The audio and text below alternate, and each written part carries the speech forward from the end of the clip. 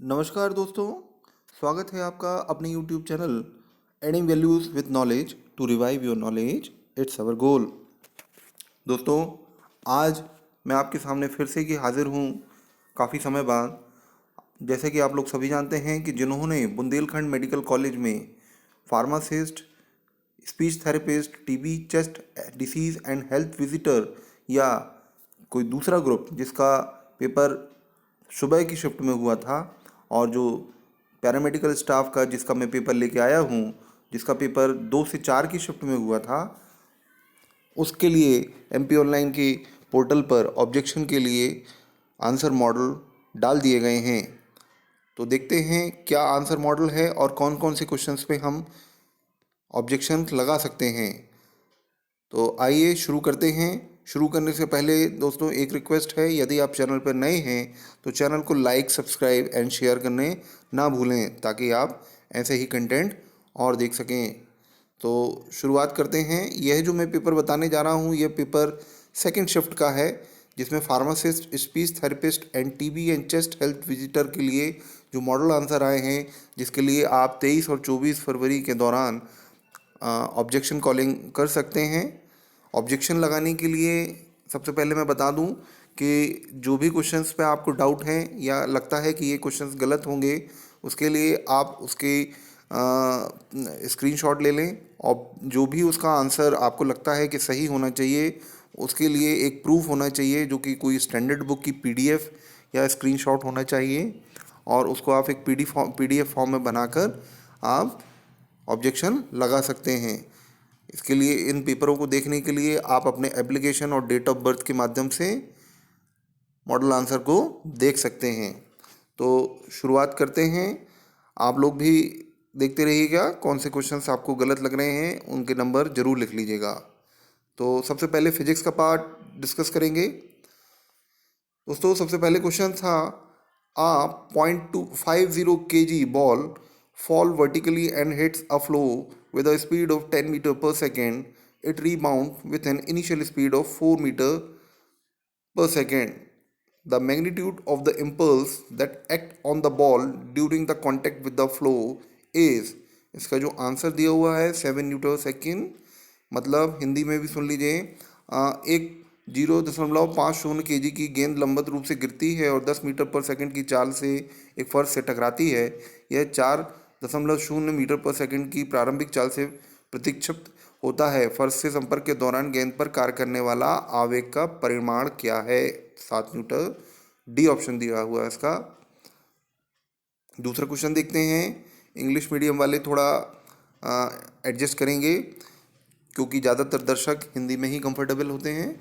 24 ग्राम द्रव्यमान के एक गोले को 80 किलोग्राम द्रव्यमान की एक बंदूक से दागा जाता है। यदि शेल की मजल गति 60 मीटर पर सेकंड है, तो बंदूक के पीछे हटने की गति क्या होगी? इसका जो आंसर दिया हुआ है वो 1.8 सेंटीमीटर पर सेकंड है। दोस्तों, इसी के साथ हम अगले क्वेश्चन की ओर चलते हैं। अगला क्वेश्चन जो दिखा है वह है, 3 न्यूटन भार का एक लोलक का गोला परिमाण 4 न्यूटन के क्षैतिज बल द्वारा ऊर्ध्वाधर से थीटा के कोण पर रखा गया है। जिस डोरी से गोले को लटकाया गया है उसका तनाव कितना है? That means a pendulum Bob of weight 3 Newton is held an angle of theta from the vertical by a horizontal force of magnitude 4 Newton. The tension in the string supportive the bob is 5 Newton. 5 Newton लगाया गया है। दोस्तों, जल्दी जल्दी पढ़ रहा हूँ क्योंकि फिजिक्स में ज़्यादा कुछ ऐसा है नहीं जिस पे ज़्यादा डिस्कशन हो, और जिनको कुछ ऑब्जेक्शन लगता है तो वो ज़रूर कमेंट करके हमें बताएं कि हाँ, इसमें ये कुछ गलती है। 0.40 किलोग्राम द्रव्यमान के एक ब्लॉक को 10 न्यूटन के क्षैतिज बल के साथ एक ऊर्ध्वाधर दीवार पर विपरीत धकेला जाता है। स्थैतिक घर्षण गुणांक तथा दीवार के ब्लॉक के बीच गतिज घर्षण का गुणांक क्रमशः 0.50 एवं 0.30 है। ब्लॉक शुरू में विरामावस्था में है। दीवार द्वारा ब्लॉक पर लगाया गया बल लगभग खालिस्तान है। तो इसमें 10.8 न्यूटन इसका आंसर दिया गया है। इसके अलावा जो नेक्स्ट क्वेश्चन है, विच of the following statement is not correct? इनमें से 4 ऑप्शंस दिए हुए थे, निम्नलिखित में से कौन सा कथन सही नहीं है? इसके लिए जो था, no work is done if, इसमें से हमें इनकरेक्ट चुनना था, ना कि करेक्ट वन। तो इसमें से जो गलत आंसर दिया हुआ है कि कोई कार्य नहीं किया जाता है यदि बल और विस्थापन विपरीत दिशाओं में हैं। अगर एक दूसरे के अपोजिट लगेंगे, फोर्स एंड डिस्प्लेसमेंट, तो कोई कार्य नहीं किया जाता, ये सिद्ध नहीं होगा, ये गलत हो जाएगा। दोस्तों नेक्स्ट क्वेश्चन है, ball of 1 kg moving with the 3 metre per second makes head on elastic collision with the stationary ball of 2b of 2 kg after the collision the speed of a b respectively, यानी 3 metre per second गतिमान से 1 kilogram की गेंद 2 kilogram की स्थिर गेंद b पर सीधे प्रत्यास्थ टक्कर मारती है, तो टक्कर के बाद a और b की गति कितनी कितनी होती है। तो इसका जो ऑप्शन है वो थर्ड, -1 मीटर पर सेकेंड और 2 मीटर पर सेकेंड। इसके बाद आते हैं 7वां क्वेश्चन जो है, विच of the following is not correct, इसमें से कौन सही नहीं है। गुरुत्वाकर्षण बल एक गैर संरक्षी बल है, ये है गलत होता है चूंकि यह संरक्षी बल है। इसके बाद हम अगले क्वेश्चन की ओर देखते हैं, काइनेटिक एनर्जी, यानी ये इंग्लिश वाले देख लीजिएगा। यू चाल से गतिमान एम द्रव्यमान की एक गेंद गतिज ऊर्जा के है, यदि द्रव्यमान और गेंद की चाल दोनों को 3 गुना कर दिया जाए तो गतिज ऊर्जा 27 किलो केल्विन हो जाएगी। दोस्तों नेक्स्ट क्वेश्चन देखते हैं, द्रव्यमान की एसआई इकाई की हालिया संशोधन 2019 के अनुसार किलोग्राम को खालिस्तान के पदों में परिभाषित किया गया है, प्लैंक कांस्टेंट के रूप में परिभाषित किया गया है। इसको आप लोग देख ले में, प्लैंक कांस्टेंट के रूप में इसको परिभाषित किया गया है। नेक्स्ट क्वेश्चन है, dimension formula of a torque, torque के लिए यानी बलागुण के लिए विमीय सूत्र कौन सा है, तो ऑप्शन 4 इज राइट। इसके अलावा जो नेक्स्ट क्वेश्चन देखते हैं, एक तार का प्रतिरोध R प्रयोगात्मक रूप से ओम के नियम का उपयोग करके निर्धारित किया जाता है, यदि वोल्टेज V और धारा I के मापन की प्रतिशत त्रुटियां क्रमशः 2 और 1% है, तो R में प्रतिशत त्रुटि 3% होगी। इसके अलावा नेक्स्ट क्वेश्चन आप इंग्लिश में देखते जाइएगा। प्लेटों के बीच हवा के साथ प्लेटफॉर्म क्षेत्रफल A और प्लेट अंतराल D के साथ समानांतर प्लेट कैपेसिटर संधारित्र पर विचार करें, कैपेसिटर की धारिता ε0 A/D हो जाएगी। इसके अलावा जो नेक्स्ट क्वेश्चन है, एक 600 pf संधारित्र की 100 वोल्ट की बैटरी द्वारा चार्ज किया जाता है, संधारित्र के कनेक्शन की बैटरी से अलग कर दिया जाता है और समरूप 600 pf संधारित्र को जोड़ा जाता है, प्रणाली द्वारा संग्रहित स्थिर विद्युत ऊर्जा 1.4 म्यूजे है। इसके अलावा नेक्स्ट क्वेश्चन, अज्ञात आवेश वाले 5 सेंटीमीटर त्रिज्या के एक समभाग गोले को विचार करें, गोले के केंद्र 30 सेंटीमीटर की दूरी पर विद्युत क्षेत्र 3.0 इंटू 10⁻³ नॉर्मल पर सेकेंड n/c है और अरीय रूप से अंदर की ओर इंगित करता है, गोले का शुद्ध आवेश क्या होगा, -30 Nc। नेक्स्ट 36 μF प्रत्येक को 2 संधारित्र समानांतर क्रम से जुड़े हुए हैं, यह संयोजन 36 μF के तीसरे संधारित्र से श्रेणी क्रम में जुड़ा हुआ है, एक प्रणाली की समतुल्य धारिता 24 μF है। 2 बिंदु, इसके लिए इंग्लिश में आप देख लें, 2 बिंदु आवेश A और B जिसमें प्रत्येक +5 μc क्रमशः बिंदु 0 0, ये जो क्वेश्चन है आप देख लीजिए, इसका जो आंसर दिया हुआ है सेकंड ऑप्शन दिया हुआ है। दोस्तों इसी तरीके से मैं आपसे कहना चाहूँगा, अगर किसी के पास फर्स्ट शिफ्ट का भी कोई क्वेश्चन पेपर है तो उसे कमेंट में ज़रूर पिन करें, अथवा मैं डिस्क्रिप्शन में अपना मोबाइल नंबर दे दूँगा, तो उस पर मुझे व्हाट्सएप भी करें, जिससे फर्स्ट शिफ्ट का भी पेपर इसी तरीके से डिस्कशन में लिया जा सके, जिससे कि कितने नंबर कितने मार्क्स आ रहे हैं और क्या क्या गलती हो सकती हैं उस पर भी चर्चा की जा सके। आप लोगों को अगर कोई क्वेश्चन में कुछ त्रुटि या आंसर जो उसका सही नहीं हो तो उसके बारे में ज़रूर कमेंट करें।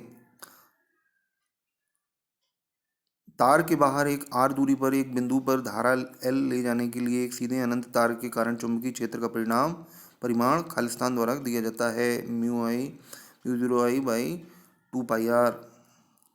नेक्स्ट क्वेश्चन, दो लंबे समानांतर चालक A और B जिनके बीच की दूरी 20 सेंटीमीटर है, क्रमशः 2 एम्पियर और 4 एम्पियर की धाराओं को वहन की एक दिशा में कर रहे हैं। B 1 मीटर लंबाई पर A द्वारा लगाए गए बल का परिमाण है और यह 8 न्यूटन आकर्षी है। नेक्स्ट क्वेश्चन है, देख लीजिए, त्रिज्या के वृत्ताकार पाश के अक्ष पर चुंबकीय क्षेत्र पर विचार करें जो धारा L का वहन कर रहा है, यदि B0 पाश के केंद्र में चुंबकीय क्षेत्र का परिणाम है तो पाश के केंद्र से r दूरी छिद्रों की परिणाम क्या होगा, ऑप्शन 3। इसके अलावा नेक्स्ट क्वेश्चन को देखें, नेक्स्ट क्वेश्चन की बात करें, तो गैल्वेनोमीटर कॉइल का प्रतिरोध 12 ओम है और मीटर एम्पियर की धारा के लिए पूर्ण पैमाना विक्षेपण दिखाता है। इसे 0 से 12 वोल्ट के परास के वोल्टामीटर में बदलने के लिए इसमें खालिस्तान के प्रतिरोध को जोड़ना चाहिए, जो कि खालिस्तान में जोड़ा जाएगा। 3988 ओम श्रेणी क्रम में जोड़ा जाएगा। A pure indicator is connected to an AC source. The current in the indicator, second option, lag the voltage by 1/4 cycle. Next, B 2 centimetre भुजा वाली वर्गाकार कुंडली में 1000 फेरे हैं। इनमें अपने तल के लंबवत एक समान चुंबकीय क्षेत्र में रखा गया है जो 1.1 सेकेंड अंतराल के दौरान बढ़ जाता है। कुंडली में प्रेरित EMF कितना है? 0.1210। इसके अलावा ये देख लीजिए, एक प्रतिरोधक संधारित्र इसी श्रेणी प्रतिरोध पर संधारित वोल्टेज क्रमशः 5 वोल्ट मीटर तथा 10 वोल्ट मीटर पाए जाते हैं। वोल्टेज में क्या औसत है? सर्किट डिस्क्लोज वोल्टेज में क्या है? 1.59 किलो हर्ट्ज। दोस्तों ये पेपर फिजिक्स का है, पेपर फिजिक्स वाला पार्ट है, इसलिए थोड़ा सा जल्दी करा रहा हूँ क्योंकि इसमें कुछ ज़्यादा डिस्कशन के लायक है नहीं। और जिसको कुछ अगर डाउट लगता है या कुछ लगता है तो उसको कमेंट ज़रूर करें, जिससे कि ज़्यादा से ज़्यादा लोग उस पर अपनी आपत्ति दर्ज करा सकें। दोस्तों ये 25वां और आखिरी क्वेश्चन है फिजिक्स के पार्ट का। An alternating voltage of frequency 50 hertz and peak value 28.2 voltage is applied to a series LCR circuit. The power dissipated in the circuit is 48 watt and power factor is 0.6। दोस्तों अब हम आते हैं chemistry के part पर। इसमें दोस्तों 4 part में, जैसा कि आप सबको मालूम है, 4 पार्ट में डिवाइडेड थे। 100 क्वेश्चंस 25 जो थे फिजिक्स केमिस्ट्री और बायो के थे, और 25 क्वेश्चन जो थे MPGK से रिलेटेड थे। इसमें आप देखते हैं हम फिजिक्स केमिस्ट्री के क्वेश्चन आ गए हैं। दोस्तों देखिएगा, इंग्लिश में आप सभी लोग एक बार देख लें और मैं हिंदी में डिस्कशन करूँगा। रदरफोर्ड ने अल्फा करंट प्रकीर्णन की प्रायोगिक व्यवस्था में फ्लोरोसेंट स्क्रीन किसके द्वारा बना हुआ था? इसका सही आंसर है जिंक सल्फाइड। दूसरा क्वेश्चन है, विच of the following statement is not a part of a nucleus model of an atom proposed by Rutherford. Rutherford के द्वारा प्रस्तावित नाभिकीय मॉडल में इनमें से कौन सा कथन सही नहीं है?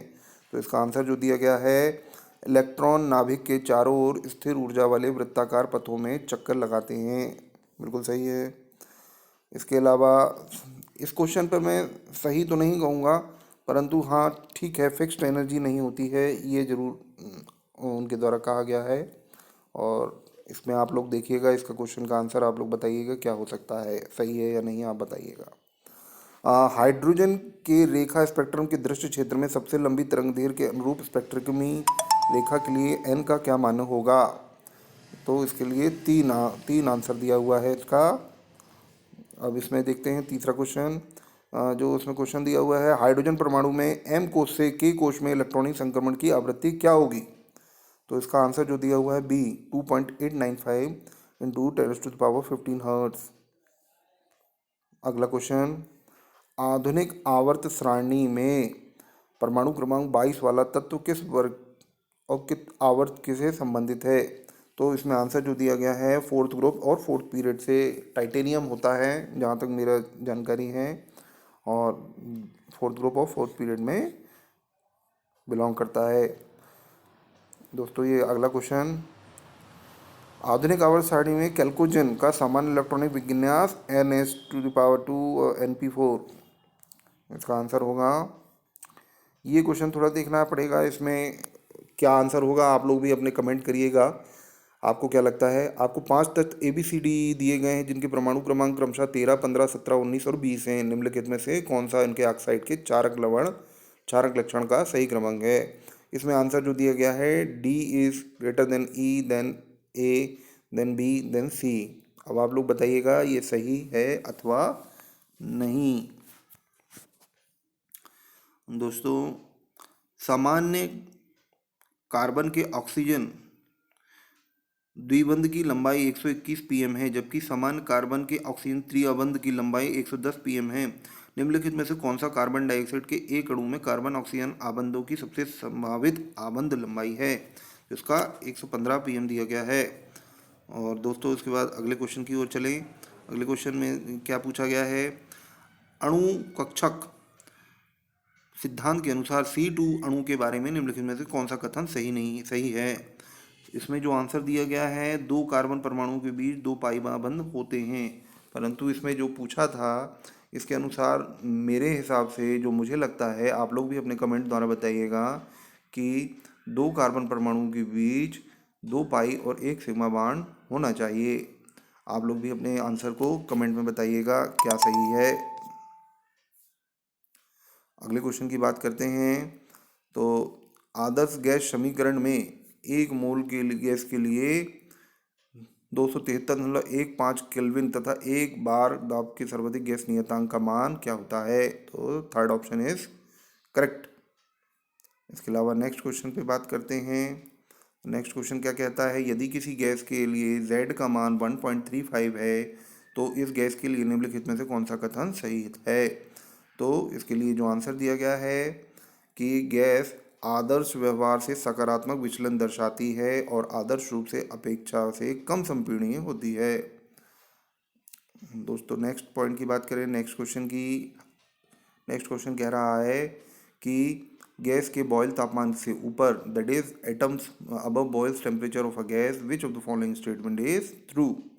तो कौन सा स्टेटमेंट सही होगा, the kinetic energy of the molecule is very high, अणुओं की गतिज ऊर्जा बहुत अधिक होती है। इसके अलावा next question, some insects are capable of walking on water, which of the following property of the water is responsible for this. कुछ कीड़े पानी में चलने में सक्षम होते हैं, इसके लिए जल की कौन सी प्रॉपर्टी या कौन सा गुण होता है उत्तरदायी होता है। तो हाई सरफेस टेंशन या उच्च पृष्ठ तनाव इसके लिए सही आंसर होगा। अब इसके लिए नेक्स्ट क्वेश्चन की बात करें तो जब एक विद्युत रासायनिक सेल में कॉपर सल्फेट का एक मोल जलीय विलयन मानक हाइड्रोजन इलेक्ट्रोड से जोड़ा जाता है तो सेल का ईएमएफ इलेक्ट्रोमोटिव फोर्स 0.34 वोल्ट पाया जाता है। यह क्या दर्शाता है, कॉपर प्लस आयन हाइड्रोजन आयनों की तुलना में अधिक सरलता से अपचयित हो जाते हैं। दोस्तों next question, when will a Daniell cell start functioning as a electrolytic cell। कब डेनियल सेल विद्युत अपघटनी सेल के रूप में कार्य करने लगता है, जब 1.1 वोल्ट से अधिक बाह्य वोल्टता दी जाती है। इसके अलावा नेक्स्ट क्वेश्चन, प्लेटिनम इलेक्ट्रोड का उपयोग करके कॉपर क्लोराइड के जलीय विलयन की विद्युत अपघटन के उत्पाद क्या होंगे। ऑप्शन 3, कैथोड पर कॉपर धातु, एनोड पर क्लोरीन गैस। दोस्तों नेक्स्ट क्वेश्चन की बात करते हैं। हाइड्रोजन आयोडाइड गैस उच्च दाब पर सोने की गर्म सतह पर विघटित हो जाती है, इस अभिक्रिया की कोटि क्या है। तो जीरो ऑर्डर रिएक्शन है। इसके अलावा जो नेक्स्ट क्वेश्चन की बात करते हैं तो नेक्स्ट क्वेश्चन कहता है कि एसआर के एक रेडियो समस्थानिक का 300 केल्विन पर विघटन का अर्ध आयुकाल 27.66 है। 310 केल्विन पर इस प्रक्रिया के लिए वेग स्थिरांक 5 × 10⁻⁻2 वर्ष माइनस इनवर्स 1 है। प्रक्रिया के लिए सक्रिय ऊर्जा क्या है। तो इसका जो है answer fourth option 53.573 kilo joule है। नेक्स्ट रिएक्शन पूछी गई थी, तो इस रिएक्शन में क्या दिया गया है कि इस रिएक्शन में कौन सा व्यंजक नीचे दी अभिक्रिया की औसत दर को सही ढंग से दर्शाता है। तो इसके लिए जो आंसर है हाफ, ये जो फर्स्ट ऑप्शन दिया हुआ है वही सही होगा। नेक्स्ट क्वेश्चन की बात करें तो विच of the following is a secondary allylic alcohol.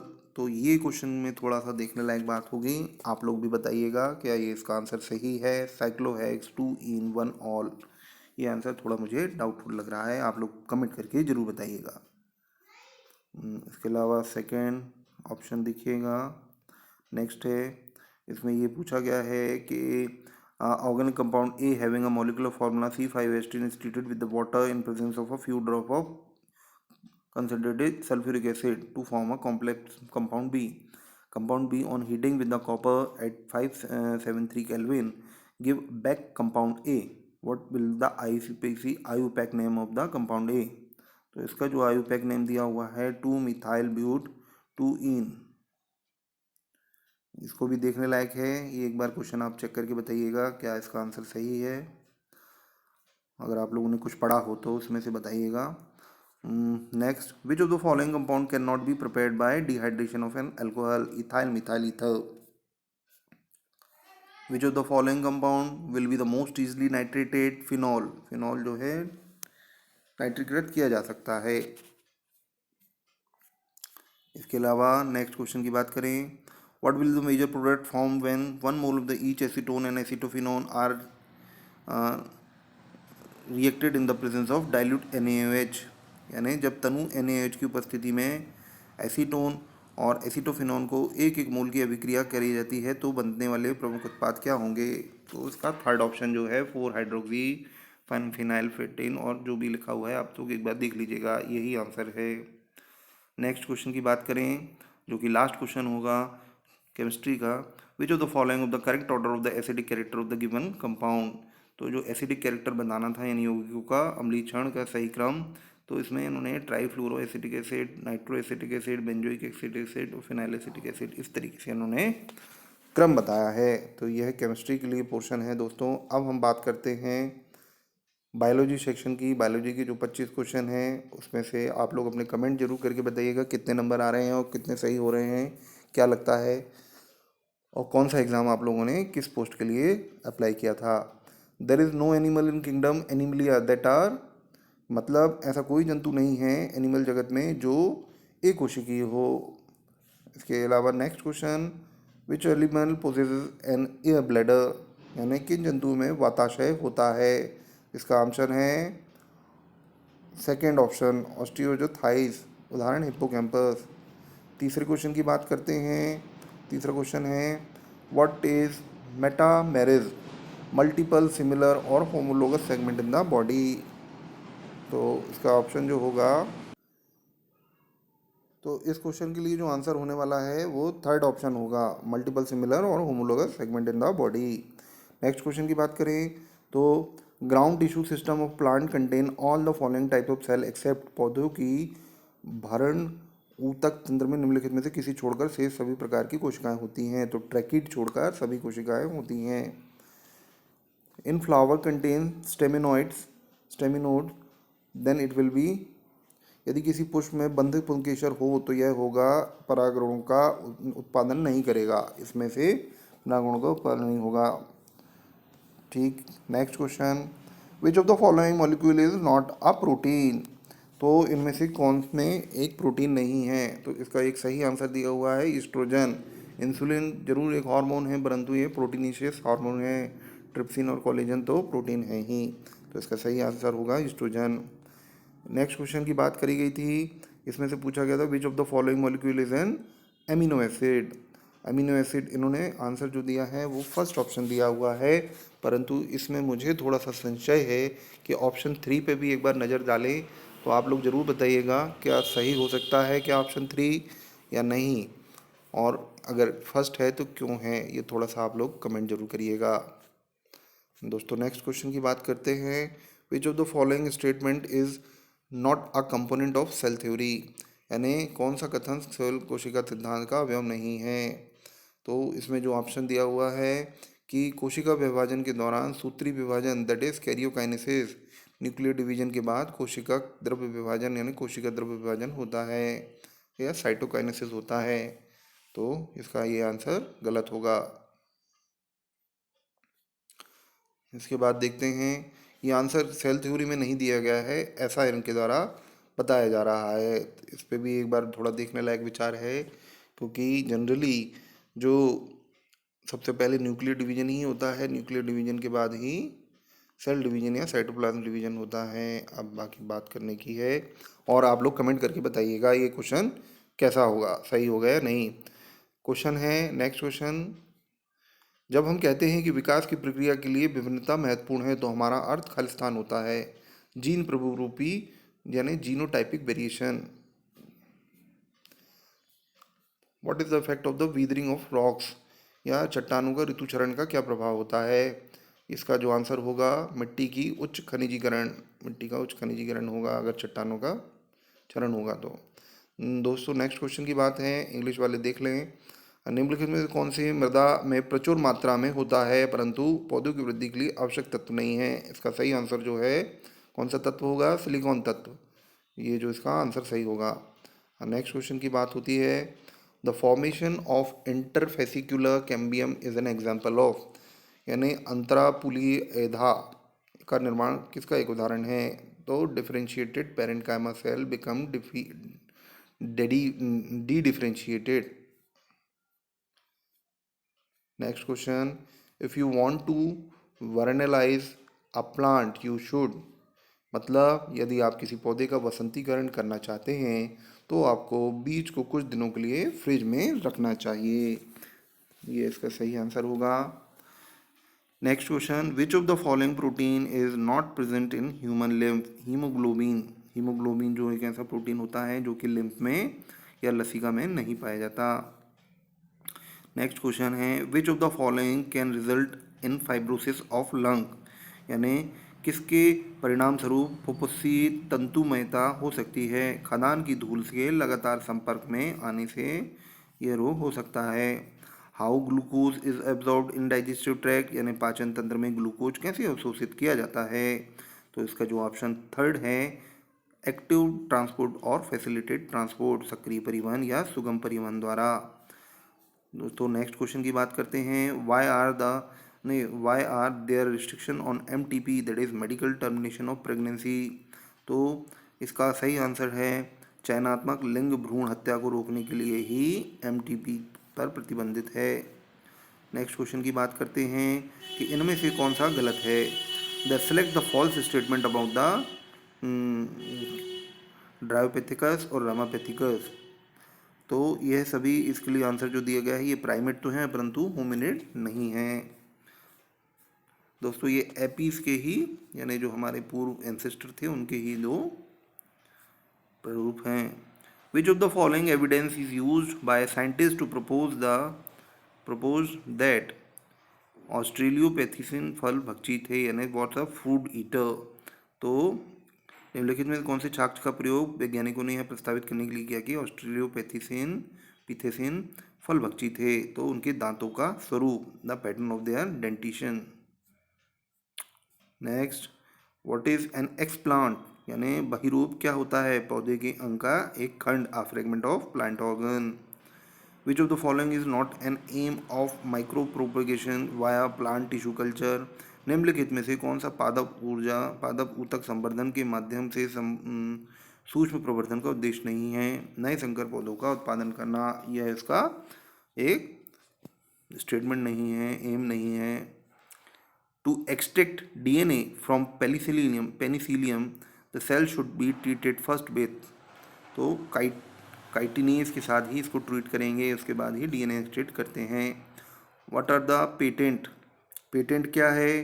Patent किसी वस्तु के एक निश्चित उत्पादन के लिए लाइसेंस है जो उसे यह अधिकार देता है कि इस कुछ समय के लिए वह अकेला ही इसका उत्पादन करेगा। What is standing crop in an ecosystem? Ecosystem में कुल जैव संहति यानी टोटल बायोमास ही इकोसिस्टम में स्टैंडिंग क्रॉप को बताया जाएगा। यदि एक खेत में 1000 यूनिट ऊर्जा सूर्य के प्रकाश के रूप में आती है तो प्राथमिक उपभोक्ता खेत में उगने वाले पौधों की ऊर्जा कितनी प्राप्त कर सकता है? लगभग 10 यूनिट। तो दोस्तों ये थे 3 पार्ट।